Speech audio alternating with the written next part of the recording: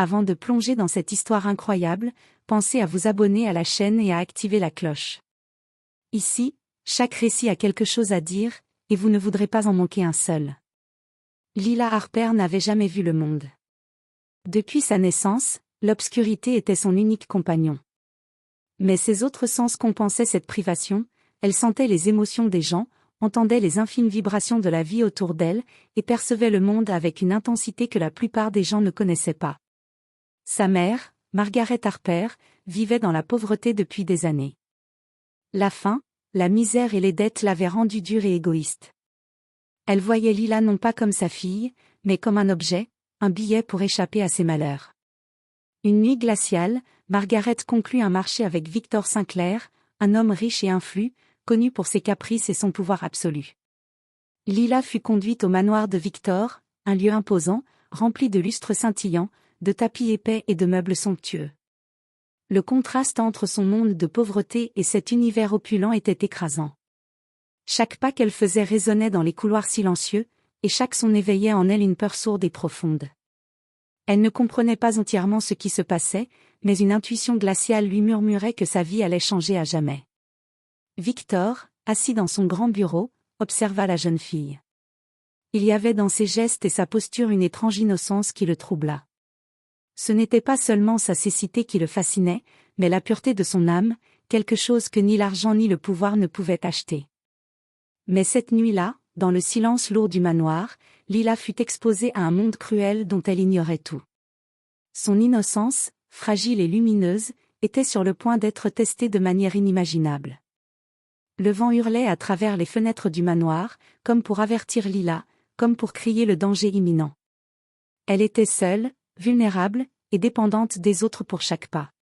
Cette nuit allait marquer le début d'un chemin sombre, où la trahison, la douleur et la résilience allaient s'entrelacer pour forger son destin. Et ainsi, dans l'obscurité qui avait toujours été son refuge, Lila Harper fut confrontée pour la première fois à un monde où la lumière et l'ombre se mêlaient de manière cruelle, et où son innocence serait la première victime. Lila Harper se réveilla dans une chambre qu'elle ne reconnaissait pas. Le lit était vaste, les draps doux et froids sous sa peau, et l'air sentait le parfum subtil du bois et du cuir. La lumière du matin filtrait à travers de lourds rideaux, mais pour elle, le monde restait un mystère silencieux. Chaque son était amplifié, le tic-tac d'une horloge lointaine, le craquement d'un parquet sous les pas, le souffle régulier d'une vie qu'elle ignorait mais qui la surveillait. Une servante entra, timide mais polie, portant un plateau de petit déjeuner. « Mademoiselle Harper. »« Monsieur Sinclair. » Sa voix tremblait légèrement. Lila tendit la main instinctivement, cherchant une présence familière. La servante, voyant ses gestes hésitants, comprit qu'elle devait guider la jeune fille. Mais avant qu'elle ne puisse parler, une porte s'ouvrit brutalement. Victor Sinclair entra dans la chambre. Son regard pénétrant, d'un bleu glacial, scruta Lila comme un peintre observant une toile vierge. « Bien, ma chère, tu es réveillée. » Sa voix était profonde, contrôlée, mais dégageait une autorité qui fit trembler la jeune fille. Lila sentit son cœur battre plus vite. Elle ne savait pas ce qu'on attendait d'elle, ni pourquoi elle se trouvait ici. Chaque mot de Victor résonnait comme une énigme, il parlait doucement, mais il y avait dans son ton une promesse implicite de contrôle et de pouvoir. « Tu vas rester ici, pour ton bien. » Sa déclaration était ambiguë, presque comme une menace voilée. Lila ne comprenait pas entièrement, mais son instinct lui criait que sa vie avait basculé. Les heures suivantes furent un mélange de confusion et de peur. On lui montra les couloirs du manoir, la salle à manger immense, et même la bibliothèque remplie de livres qu'elle ne pourrait jamais lire. Tout était grandiose, écrasant, presque irréel. Mais derrière cette opulence se cachait une froideur implacable, un monde où elle n'avait aucun contrôle. Victor revenait souvent l'observer, posant des questions apparemment innocentes, testant ses réactions, notant chaque nuance de peur ou d'innocence dans sa voix. Lila, naïve et vulnérable, répondait comme elle pouvait, tout en essayant de comprendre cet homme et le monde qu'il représentait. La nuit tomba à nouveau, mais pour Lila, le sommeil ne venait pas. Les murs du manoir semblaient se rapprocher, et chaque ombre prenait une forme menaçante. Elle avait été arrachée à son monde, jetée dans un univers où son innocence fragile serait mise à l'épreuve, où chaque décision et chaque geste seraient observés. Et dans le silence oppressant de cette première nuit complète chez Victor Sinclair, Lila comprit une vérité terrible, elle n'était plus libre. Son destin avait été vendu, et ce destin serait façonné par des forces qu'elle ne pourrait ni voir, ni contrôler. Les jours passèrent dans une lenteur oppressante. Lila Harper s'habituait à la grandeur glaciale du manoir, mais jamais à la présence constante et pesante de Victor Sinclair. Chaque matin, elle se réveillait avec la peur latente de ce que la journée lui réserverait, et chaque soir, elle s'endormait épuisée, le cœur serré par l'angoisse. Victor, de son côté, semblait fasciné par la fragilité de Lila. Il organisait des moments où il l'observait sous prétexte de l'éduquer. Il lui parlait de livres qu'elle ne pouvait lire, de voyages qu'elle ne pourrait faire seule, et de mondes qu'elle ne pourrait jamais voir. Mais dans ses paroles, il y avait toujours cette tension sourde, un mélange de contrôle, de fascination et de test de ses limites. Un soir, alors que la pluie battait contre les fenêtres, Victor fit venir Lila dans son bureau. La pièce était immense, emplie de portraits d'ancêtres sévères et de meubles en bois sombre. La lueur des chandeliers dessinait des ombres mouvantes sur les murs, accentuant l'atmosphère lourde. « Lila » dit-il doucement, mais chaque syllabe semblait peser comme un ordre. « Tu es ici pour une raison. Il est temps que tu comprennes ce que je veux de toi. » Lila sentit une panique sourde l'envahir. Elle tremblait, mais sa curiosité la poussait à rester. « Que voulez-vous de moi ?» murmura-t-elle, sa voix presque inaudible. Victor s'approcha, lentement, son regard bleu intense fixant le moindre de ses gestes. « Tu es spéciale, différente. Il y a en toi quelque chose que personne d'autre n'a. Et je veux voir jusqu'où cela peut aller. » Les mots étaient énigmatiques, mais leur portée glaçait Lila.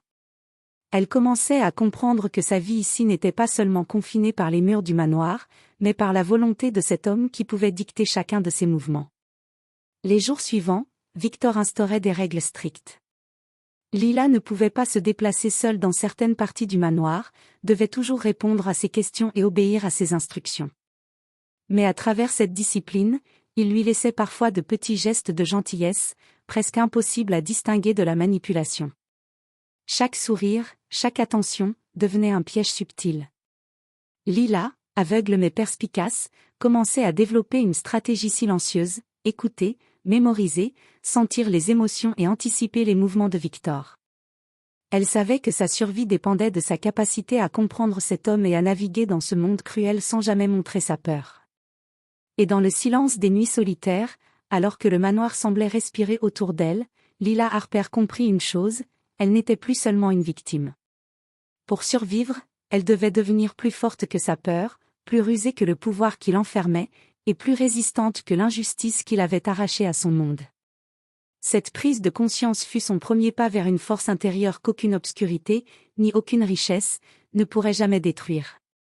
Les semaines passèrent, mais Lila Harper refusait de se laisser briser. Chaque jour, elle apprenait à lire les intentions derrière les paroles de Victor Sinclair, à anticiper ses humeurs et à sentir les failles dans son autorité. Son innocence était toujours intacte, mais une force nouvelle commençait à croître en elle, la détermination silencieuse de ne plus être seulement une proie. Un matin, Victor fit entrer Lila dans la bibliothèque du manoir, une pièce gigantesque aux murs tapissés de livres et aux chandeliers étincelants. « Aujourd'hui, tu vas apprendre la discipline, » déclara-t-il, sa voix douce mais chargée de menaces.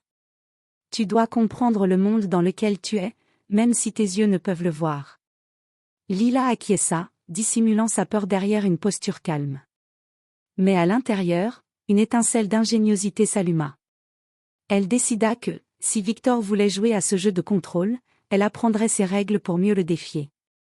Au fil des jours, elle observa ses habitudes, la façon dont il se déplaçait, les moments où il se montrait impatient, les pièces qu'il fréquentait rarement. Elle mémorisait les couloirs, les sons, le rythme des serviteurs.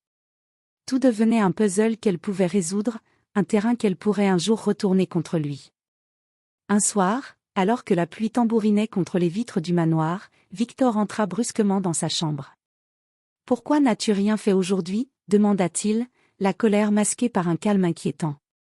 Lila, sans se démonter, répondit d'une voix posée, « Je réfléchissais, à ce que vous vouliez que j'apprenne. » Victor s'arrêta, surpris. Ce n'était pas la soumission qu'il attendait. « Tu réfléchis, seul ?» demanda-t-il, intrigué mais aussi légèrement méfiant. Lila hocha la tête. « Oui, je veux comprendre, pour ne pas commettre d'erreur. » Sa réponse, innocente en apparence, cachait une stratégie, montrer obéissance tout en affirmant sa capacité à penser par elle-même. Cette nuit-là, elle prit conscience de quelque chose d'essentiel, la peur n'était plus son seul allié. Son intelligence, sa patience et sa perspicacité pouvaient devenir des armes silencieuses. Elle commença à élaborer un plan pour protéger son innocence, un jour, reprendre le contrôle de sa vie. Mais Victor, en homme puissant et manipulateur, sentait déjà le changement. Il observa Lila avec une attention nouvelle, mélange de fascination et de suspicion. Il savait qu'il tenait quelqu'un d'exceptionnel, et cela l'excitait autant que cela l'inquiétait. Lila, elle, savait que le jeu venait seulement de commencer, et que chaque jour passé sous son toit la rapprochait d'une vérité qu'elle découvrirait bientôt, le pouvoir n'était jamais totalement détenu par celui qui semblait le posséder. Et ainsi, dans le silence du manoir, l'affrontement invisible entre l'innocence et la domination prenait forme. Lila Harper n'était plus seulement une fille aveugle perdue dans un monde de richesse et de manipulation. Elle devenait une force à ne jamais sous-estimer, prête à allumer les premières flammes de sa propre rébellion. La tension dans le manoir avait atteint un point presque palpable. Lila Harper n'était plus la jeune fille effacée qui avait été vendue à Victor Sinclair. Son esprit s'était aiguisé, son instinct renforcé. Chaque pas qu'elle faisait dans les couloirs gigantesques était calculé, chaque parole mesurée pour semer à la fois confiance et suspicion chez son geôlier. Ce soir-là, Victor l'invita à dîner dans la grande salle. Les chandeliers illuminaient le visage de Lila, mais elle ne voyait rien, seulement sentait, entendait, et devinait l'atmosphère. Les serviteurs s'effaçaient devant eux, laissant l'espace à une confrontation silencieuse. « Tu progresses, Lila » dit Victor, un léger sourire sur les lèvres. « Mais la vraie question est, es-tu prête à me comprendre complètement ?» Lila inspira profondément, sentant son cœur battre plus fort. Ce n'était plus de la peur, mais de la détermination. « Je comprends que je dois penser par moi-même, même ici. Même pour vous. » Victor fronça les sourcils. Personne ne lui avait jamais parlé ainsi. Un mélange d'admiration et de défi traversa ses yeux bleus. « Tu oses ?» murmura-t-il. Alors, pour la première fois, Lila osa un geste audacieux. Elle s'avança lentement vers lui, sa voix claire et assurée. « Je ne suis pas ici pour être brisée. Vous ne pouvez pas prendre mon innocence. Vous pouvez essayer, mais elle m'appartient. » Le silence s'installa. Victor recula légèrement, étonné par le courage d'une fille qu'il pensait fragile. Pour la première fois, il rencontra un adversaire digne de son pouvoir, quelqu'un qui ne se plierait pas simplement à sa volonté. Cette nuit-là, Lila sentit quelque chose changer dans la dynamique entre eux. Victor, qui avait cru posséder tout contrôle, comprit que son influence avait des limites. Et elle, Lila, pour la première fois depuis qu'elle avait été arrachée à sa vie, sentit un frisson de liberté, la force de son esprit devenait son arme la plus puissante. Alors que le manoir s'endormait dans le silence lourd des nuits de richesse et de pouvoir, Lila Harper sut que son combat ne faisait que commencer. Mais elle avait fait le premier pas, celui où la peur n'était plus le maître.